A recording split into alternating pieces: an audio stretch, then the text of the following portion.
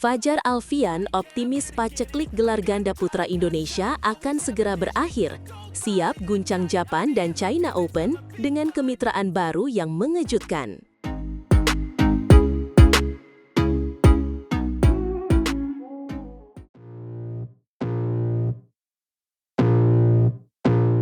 Halo para pecinta bulu tangkis di seluruh Indonesia. Kembali lagi bersama kami di kanal yang selalu menyajikan berita-berita terkini dan paling menarik dari dunia olahraga tepok bulu. Hari ini kita akan membahas sebuah topik yang mungkin membuat sebagian dari Anda terkejut, namun juga penuh dengan optimisme. Ya, kita akan berbicara tentang ganda putra Indonesia yang tengah menghadapi paceklik gelar, tapi jangan salah. Ada secercah harapan besar yang datang dari salah satu pemain top kita. Betul sekali Speaker 1, Fajar Alfian, pebulu tangkis papan atas kita, dengan tegas menyerukan agar kita tidak meremehkan ganda putra Indonesia. Ia sangat optimis bahwa masa-masa sulit tanpa gelar World Tour akan segera berakhir tahun ini. Ini adalah pernyataan yang sangat berani, mengingat secara tradisional, Indonesia selalu menjadi kekuatan dominan di sektor ganda putra. Namun tahun ini, kita belum juga meraih satu pun gelar. Sebuah periode kering yang memang tidak biasa. Paceklik gelar ini memang menjadi sorotan Speaker 2. Tapi keyakinan Fajar Alfian ini bukan tanpa alasan. Ia percaya bahwa pertukaran dan pertukaran sementara dalam kemitraan yang sedang ia jalani akan membawa keajaiban. Ini adalah strategi yang menarik dan kita semua tentu penasaran bagaimana hasilnya nanti di lapangan. Fajar Alfian yang kini berusia 30 tahun dan berada di peringkat kelima dunia bersama Rian Ardianto akan memulai kemitraan singkat dengan Shohibul Fikri. Kemitraan ini akan dimulai di Japan Open yang akan bergulir pada hari Selasa di Tokyo dan dilanjutkan di China Open dari tanggal 22 hingga 27 Juli di Changzhou. Ini adalah langkah yang diambil setelah rekan tetap Shohibul Fikri, Daniel Martin, harus menjalani operasi lutut bulan lalu dan membutuhkan waktu untuk pemulihan. Sebuah keputusan yang berani dan patut diacungi jempol Speaker 2. Fajar berharap bisa tampil mengesankan bersama Shohibul di dua turnamen Open tersebut. Ini menunjukkan dedikasi dan semangat juang yang tinggi dari para atlet kita. Mereka tidak menyerah begitu saja pada keadaan, justru mencari cara untuk tetap kompetitif dan meraih hasil terbaik. Dan Fajar sendiri sangat yakin dengan potensi ganda putra Indonesia. Dalam wawancara di situs Persatuan Bulu Tangkis Seluruh Indonesia atau PBSI, Fajar mengatakan, ganda putra kita belum dapat gelar tahun ini, tapi bagi saya tinggal menunggu waktu saja kalau ada pasangan kita yang jadi juara. Sebuah pernyataan yang penuh keyakinan dan optimisme, bukan? Tentu saja. Ia melanjutkan, sejauh ini tahun ini, beberapa dari kami telah mencapai final di turnamen, tetapi kami belum berhasil meraih gelar. Ini memang tidak akan mudah, tetapi kita harus terus berambisi tinggi. Saya optimistis, kita bisa lebih baik ke depannya. Kata-kata ini seharusnya menjadi motivasi bagi seluruh tim ganda putra Indonesia untuk terus berjuang dan tidak menyerah. Penampilan terbaik Fajar Alfian bersama Rian Ardianto tahun ini terjadi di kandang sendiri, yakni pada ajang Indonesia Masters di Jakarta bulan Januari lalu. Mereka berhasil menjadi runner-up meskipun harus mengakui keunggulan ganda putra Malaysia peringkat 7 dunia, Man Wei Chong dan Tae Kai Wun. Sebuah pencapaian yang patut diapresiasi meskipun belum berbuah gelar juara. Di turnamen Jepang dan Cina nanti, Fajar dan Shohibul Fikri siap memberikan tantangan berat bagi rival-rival mereka. Ini akan menjadi ujian yang menarik bagi kemitraan baru ini. Mereka bisa saja berhadapan dengan pemain nomor 1 dunia asal Malaysia, sekaligus juara bertahan, Go Sofei dan Nur Isudin Rumsani, jika mereka berhasil mencapai babak 8 besar. Namun sebelum itu, Fajar dan Fikri harus melewati pertandingan pembukaan yang sulit melawan rekan setimnya di peringkat 8 dunia, Sabar Gutama dan Moh Reza. Setelah itu, kemungkinan bentrokan melawan Rasmus Kjær dan Frederik Sogard dari Denmark atau Lee Jae-hui dan Yang Po Huswan dari Taiwan di babak kedua. Perjalanan yang tidak mudah, tapi kita tahu mereka siap menghadapinya. Selain Fajar dan Fikri, pasangan Indonesia lainnya yang juga berharap untuk mengakhiri paceklik gelar mereka tahun ini adalah pasangan peringkat 9 dunia, Leo Rolly dan Bagas Maulana. Mereka akan melawan pemain Taiwan peringkat 24 dunia, Liu Kuangheng dan Yang Pohan di babak pertama Japan Open 2025. Semoga mereka semua bisa tampil maksimal dan membawa pulang gelar juara untuk Indonesia. Mari kita berikan dukungan penuh kepada para pahlawan bulu tangkis kita. Semoga optimisme Fajar Alfian ini menular ke seluruh tim dan membawa hasil yang gemilang. Jangan pernah remehkan semangat juang atlet Indonesia. Sampai jumpa di video berikutnya, tetap semangat dan terus dukung olahraga Indonesia. Salam olahraga!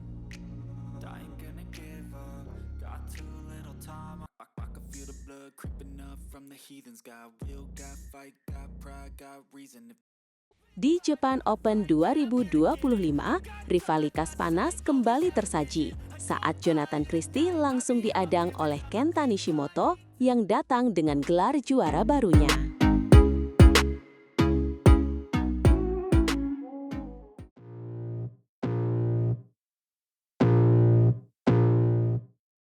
Selamat datang kembali di channel kami, tempatnya para pecinta bulu tangkis mendapatkan berita terpanas dan analisis mendalam. Para badminton lovers, siapkah kalian? Karena undian Japan Open 2025 baru saja menyajikan sebuah hidangan pembuka yang rasanya sudah seperti final. Sebuah pertarungan yang ditakdirkan untuk terjadi, sebuah laga klasik yang akan menggetarkan arena sejak hari pertama. Ini adalah jenis pertandingan yang membuat kita jatuh cinta pada bulu tangkis, penuh dengan drama, sejarah, dan pertaruhan yang tinggi. Benar sekali. Ini bukan sembarang pertandingan pembuka. Kita akan menyaksikan bentrokan antara dua raksasa tunggal putra Asia, Jonathan Christie dari Indonesia, melawan pahlawan tuan rumah, Kenta Nishimoto. Ini adalah pertemuan ke-19 mereka. Bayangkan, 19 kali mereka saling berhadapan di lapangan. Rivalitas mereka sudah begitu dalam. Mereka saling mengenal permainan satu sama lain hingga ke detail terkecil. Kita berbicara tentang sejarah panjang yang terukir di berbagai turnamen besar, dari All England hingga kejuaraan Asia. Setiap pertemuan adalah babak baru dalam saga mereka, sebuah permainan catur tingkat tinggi yang penuh intrik dan adu strategi. Dan kali ini, tensi pertandingan terasa berkali-kali lipat lebih panas. Mengapa? Karena Kenta Nishimoto tidak datang dengan tangan kosong. Ia baru saja mendarat dari Kanada dengan membawa pulang gelar juara Canada Open 2025. Kemenangan itu bukan hanya sekedar trofi, tapi sebuah suntikan kepercayaan diri yang luar biasa. Ia membongkar lawan-lawan tangguh dengan keganasan baru. Ini adalah sebuah pernyataan bahwa di usianya yang ke-30, apinya masih menyala terang. Mengalahkan Jonathan di laga pertama akan menjadi validasi sempurna bagi kebangkitannya. Tepat. Nishimoto sendiri sangat paham bahwa status unggulan keempat yang disandang Jonathan tidak akan berarti banyak begitu shuttlecock melayang. Dalam pertarungan seketat ini, yang menentukan adalah kesiapan mental. Bagi Jonathan, tekanannya sangat besar. Dia adalah unggulan yang lebih tinggi, yang di atas kertas lebih banyak ruginya jika kalah.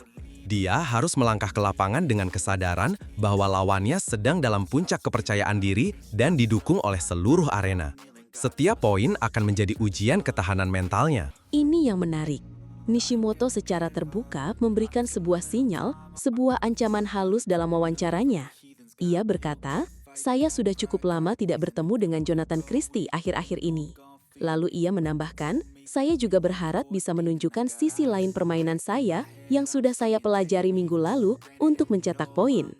Sisi lain permainannya, ini membuat kita semua bertanya-tanya. Senjata baru apa yang telah ia siapkan?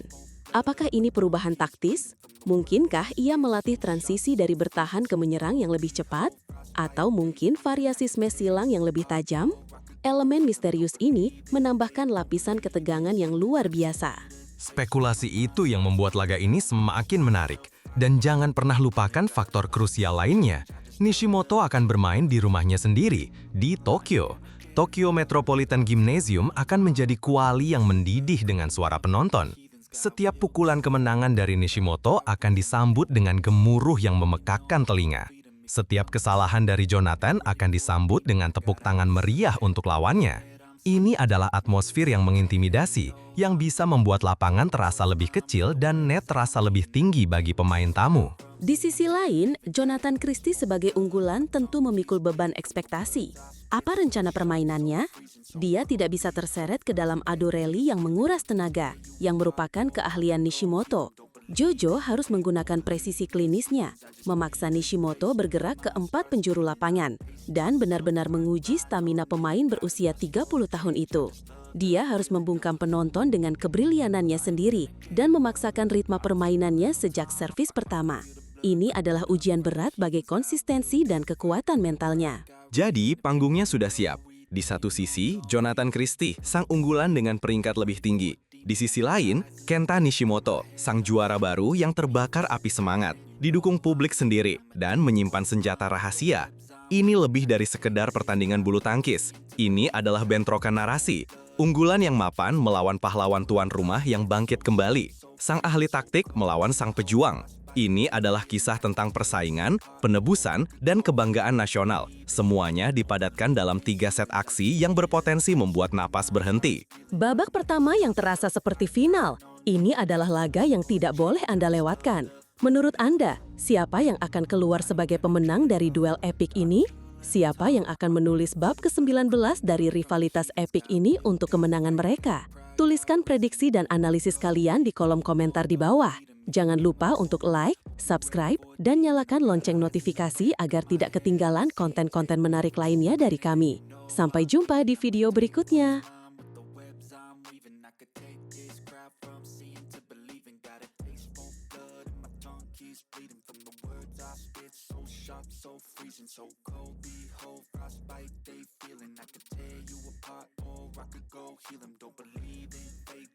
Di tengah krisis ganda campuran, PBSI membuat gebrakan mengejutkan dengan memasangkan Dejan Ferdinandsyah bersama talenta muda berusia 19 tahun.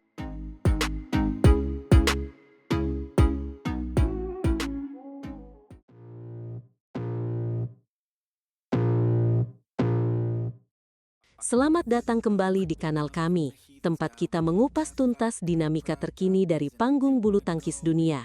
Hari ini, kita akan membahas sebuah langkah mengejutkan dari Persatuan Bulu Tangkis Seluruh Indonesia atau PBSI yang kembali menjadi sorotan utama. Benar sekali. Di tengah dahaga gelar juara di sektor ganda campuran, PBSI mengambil langkah berani dengan melakukan bongkar pasang pasangan.